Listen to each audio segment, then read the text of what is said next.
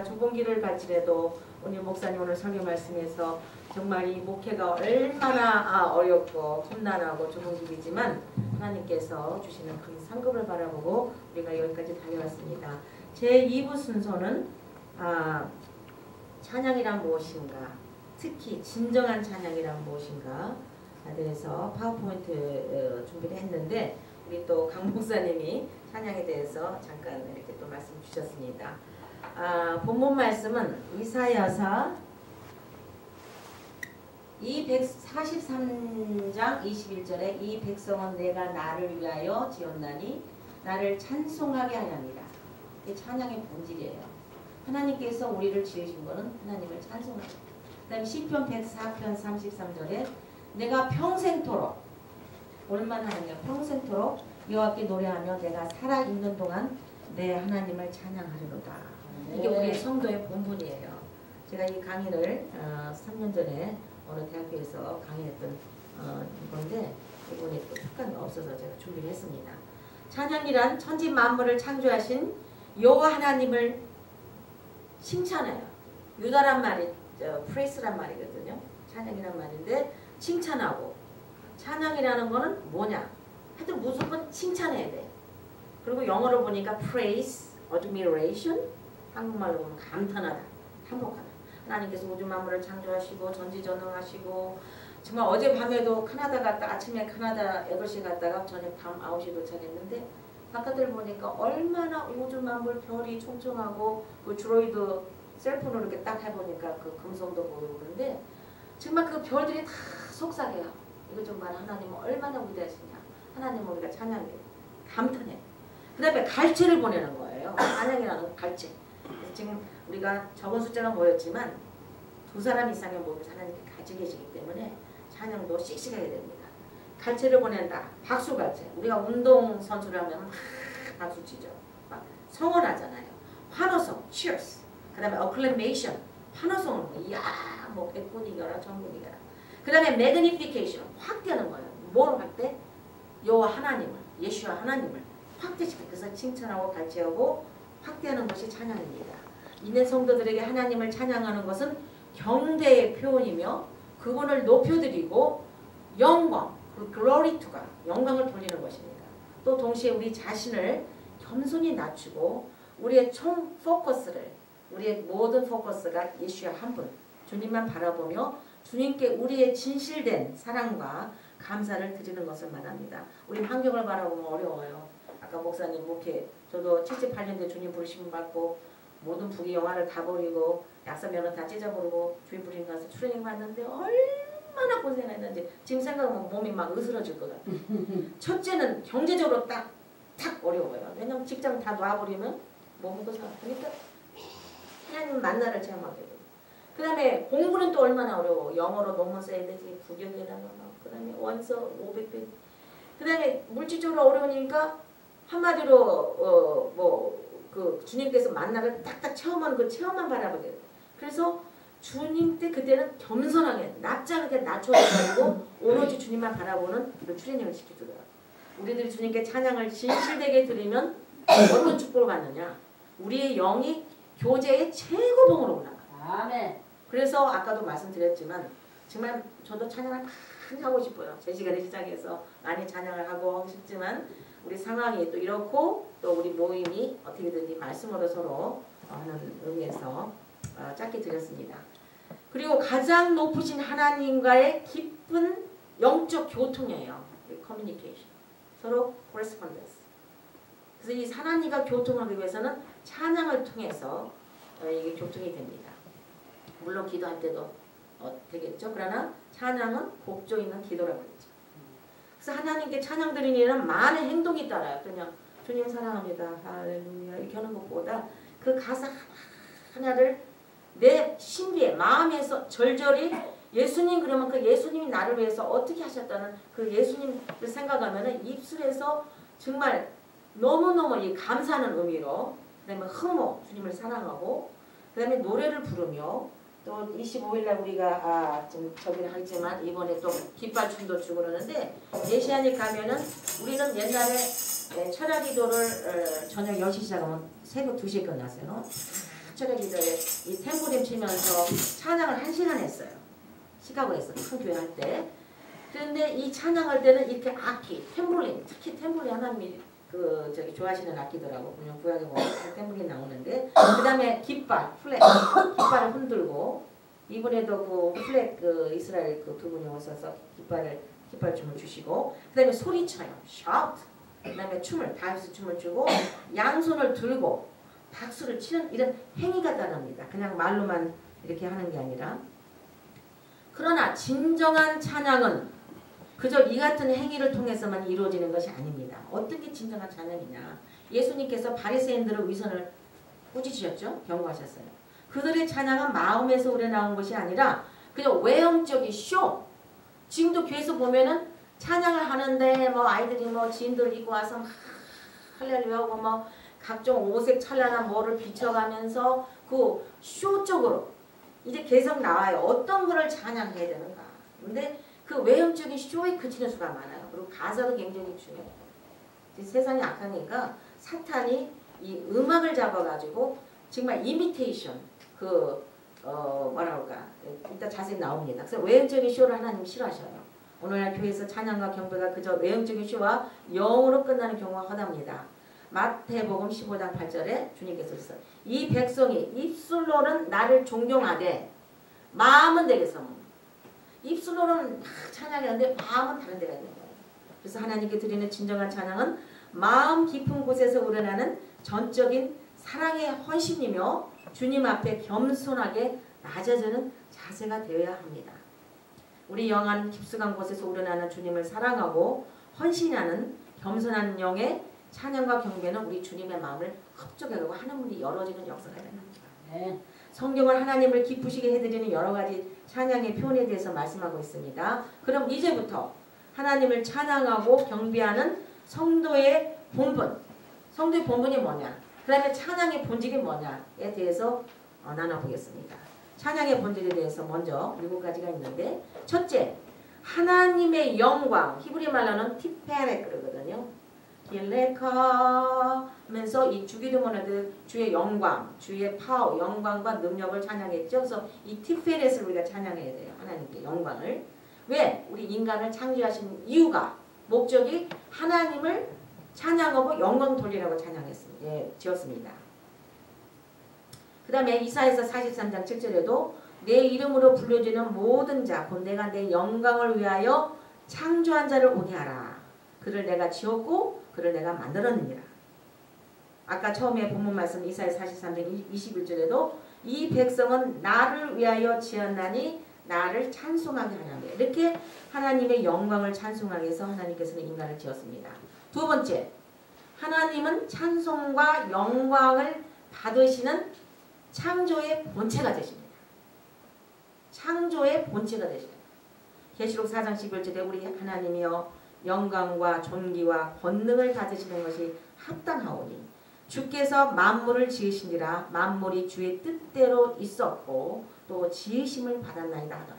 이렇게 하나님은 찬송과 영광을 받으시는 창조의 본체가 되십니다. 세 번째, 성도의 본분은 영적 찬양으로 주님을 경배해야 돼요. 자꾸 영적 찬양하는데 우리가 이번에 25일날부터 10주 동안 있는 강의가 제가 성막론을 히브리 뿌리 관점에서 보는 성막론을 지금 10강을 준비했는데 준비하면서 너무너무 밤이 잠이 안 와요. 하루 24시간 정말 24시간도 모자라. 근데 이 성막론을 준비하면서 보니까 한 20강을 해야 되겠더라고. 너무너무 예수님이 곳곳에서 예수님이 튀어나오고 이렇게 주님께서 우리를 위해서 해주셨군요. 주님의 사랑을 생각하면 밤에 막 눈물이 나오면서 정말 주님 얼마나 우리를 사랑하셨으면 이렇게 성막을 통해서 기구가 하나하나에서 주님이 이렇게 우리를 계시해 주시는 걸 깨닫는데 우리가 영 안에 들어가야 돼요. 그래서 성령의 거처는 우리의 영 안입니다. 요한복음 4장 24절에 하나님은 영이시잖아요. 스피릿, 루아 하코데시. 루아는 영이고 하는 정관사 더고 코데시는 아까 우리 찬양했죠. 코데시 코데시 가데시 코데시가 똑같은 거예요. 그래서 이 거룩한 하나님의 영 스피릿으로 예배를 해야 되는데 또한 진리란 말은 truth예요. 히브리 말로는 에메트고 또 토라라는 말씀도 되고 예수와가 진리거든. 예수님이 진리거든. 그래서 예수님과 거룩한 성령으로 예배드리고 찬양할 때 우리 주님께서 기쁨 받으십니다.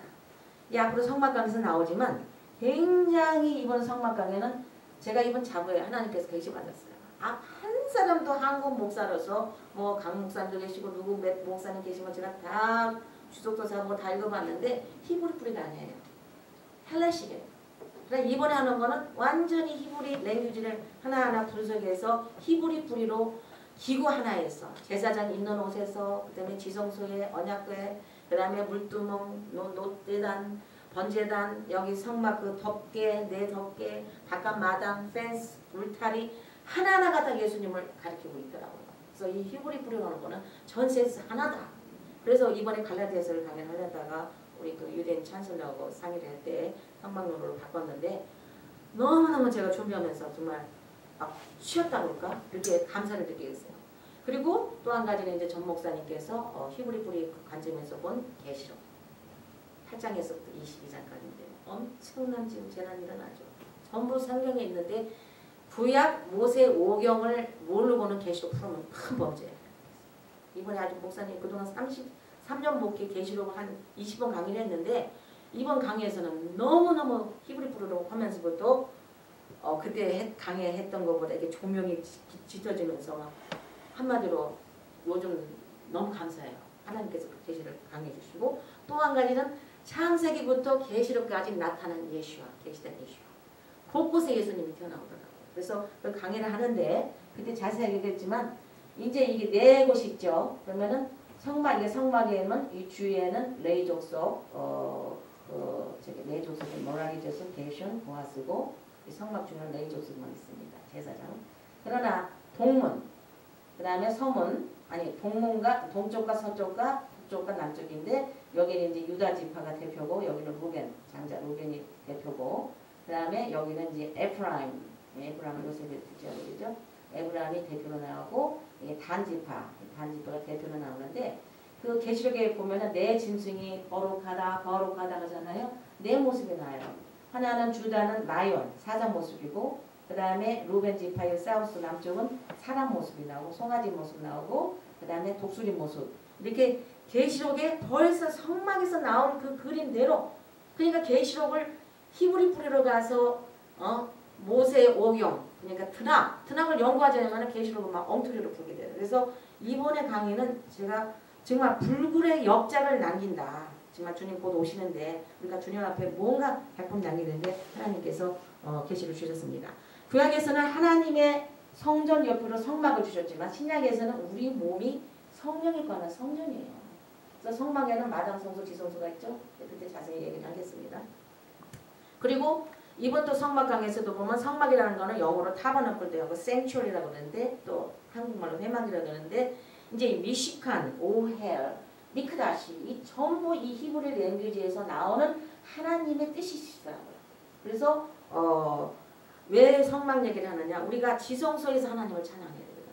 영으로 찬양해 하나님 만나야 돼. 그래서 이 성막을 자세히 알게 되면은 찬양한다든가 말씀을 증가하다든가 모든 기도를 하는 것이 영으로 해야만 주님께서 흠양하십니다. 아까도 얘기했지만 이게 성막에 이제 광야 성막인데 이렇게 울타리가 있고 여기 이제 성막이 있고 이 성막에 마당이 있죠. 성막 바깥에 펜스가 전부 이제 몇 개 있고 전부 뭐 노은 무슨 뜻으로 하고 은은 뭘 의미하고 금은 뭘 의미하고 여기서는 뭘 이걸 분석해 보니까 한 20강을 준비했는데 이걸 압축해서 지금 10강으로 지금 줄이고 있는데 너무너무 이 성막을 공부하면은 전체 성경에 그냥 그 구약에서 신약까지 다 이게 픽처가 한마디로 다 이렇게 들어오게 돼요. 그래서 우리 몸도 성전이고 성막이에요. 우리 몸이 성전인데 그러면 성전이면은 영으로 해야 주님을 만나잖아요.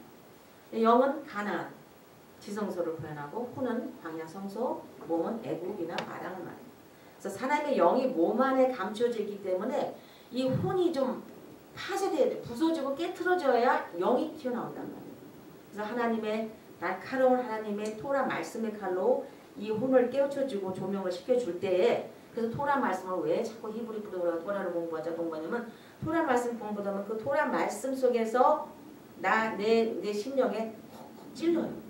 그것으로 우리가 성화되고 우리가 깨닫게 되더라고요. 아무리 주위에서 번면줘도 안 들려. 그러나 그 말씀에서 우리가 조명받을 때 우리의 그 혼이 깨어지고 주님의 그 조명이 나타납니다. 왜냐? 그렇게 되면 예수님의 빛, 메노라. 이제 성막에서도 보면은 이 메노라에 대해서 자세히 나올 텐데 금족대에 대해서 금으로 만들죠. 그리고 한 순금덩어리를 하는데 우리가 각자 영으로 살아있는 성전이기 나가서 주님을 반사해야 돼요. 우리가 나갈 때마다 사람 입을 열을 때마다 주님을 증거해야 되고 주님을 찬양하고 그래서 주님의 메노라를 우리가 반사하기 위해서 이 찬양이 굉장히 중요합니다. 히브리서 4장 12절 13절에 하나님의 토라 말씀은 살았고 운동력이 있어 좌우의 날선 어떤 검보다 예리하여 혼과 영과 및 관절과 골수를 찔러 쪼개기까지 하며 또 마음의 생각과 뜻을 감찰하나니 지으신 것이 하나라도 그 앞에 나타나지 않았고 이렇게 그 하나님의 토라 말씀이 얼마나 중요하다는 것을 하나님께서 이미 성경 말씀해 주셨습니다.